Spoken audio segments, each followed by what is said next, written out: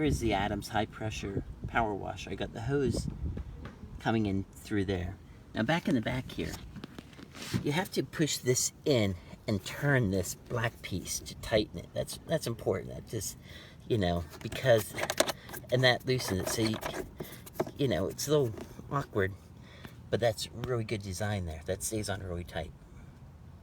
Then you take this piece and you connect it into there with a quick release. You plug the cord in. I just came over here, turned the power on. Come here, I got the red nozzle already attached to that.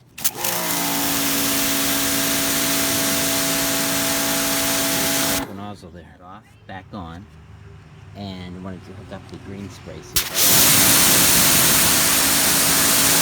it'll be really good for washing. So I'm going to come over here to my Jeep.